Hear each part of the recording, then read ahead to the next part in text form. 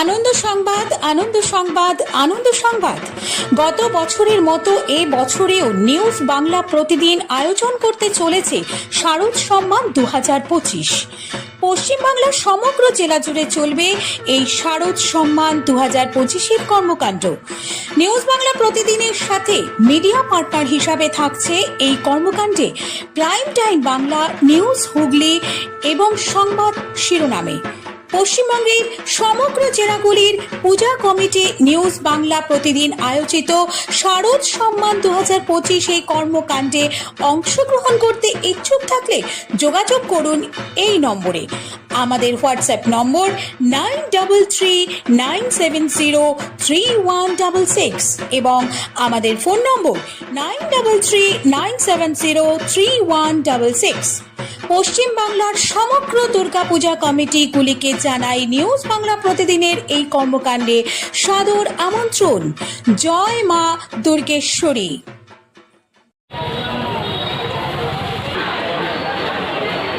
Hello,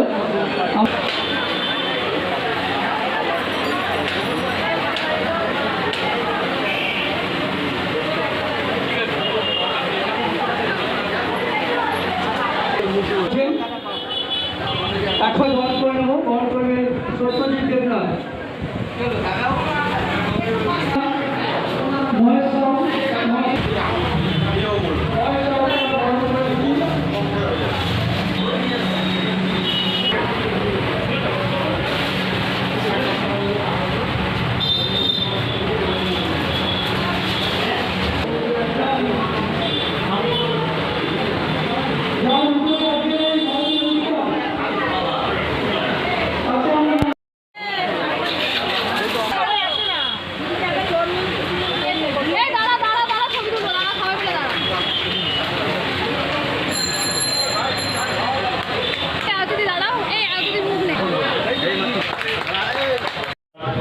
Trinamool Congress কমিটির উদ্যোগে আয়োজিত আজকের এই মহতি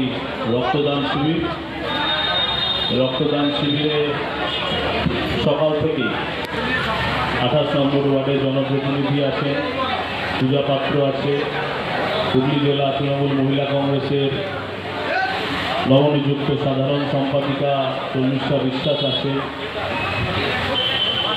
আমরা জানি যে আমাদের নিজ নিজ এলাকার মানুষ, আমাদের আত্মীয় স্বজন, পাড়া প্রতিবেশী একসাথে আসতে হবে।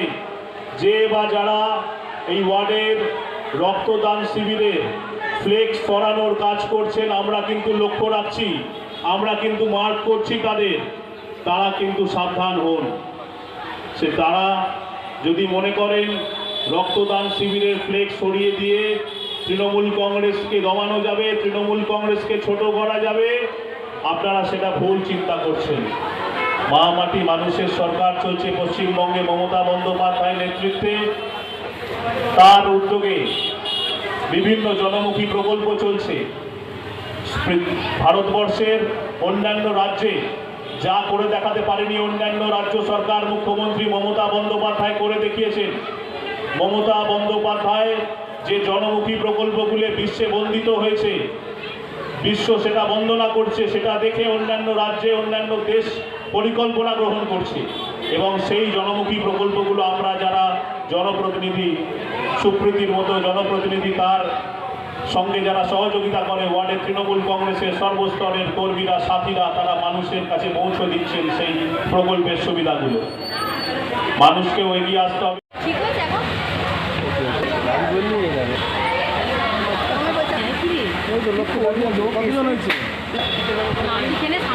রক্তদান করতে চান তাদেরকে উদ্বুদ্ধ করি। আর আপনারা জানেন যে নিতাই দা আমাদের সবার প্রিয়, তিনি তার পরিচয়, মেয়ের পরিচয়, সুপ্রীতিদি আমাদের জনপ্রতিনিধি। এবং শুধু তাই নয়, আবারই প্রমাণ হয়ে গেল যে মা মাটি মানুষ, মানুষের পাশে, মানুষের সেবায়। আজকে রক্তদান কি বলবেন? একদম রক্তদান শিবির হচ্ছে আমাদের মামাটি মানুষের জয় এবং আমাদের মমতা ব্যানার্জির জয়, আমাদের অভিষেক দার জয়, আমাদের বিধায়ক ইন্দ্রনীল সেনের জয়। এটাই তার প্রমাণ। দেখুন কীভাবে মানুষ আসছে রক্ত দেওয়ার জন্য স্বেচ্ছায়। আমরা রক্তদান শিবির বলবো না, আমরা রক্তদান উৎসব বলবো। এখনও মানুষ লাইনে দাঁড়িয়ে আছে এবং অনেকে ফিরে যাচ্ছে, হতাশা হচ্ছে আসার জন্য যাতে আমরা রক্ত দিতে পারি, কিন্তু আমরা পারছি না। আমরা আশা করব সামনের বছর আমরা আরও বড় আয়োজনের পথে নামব।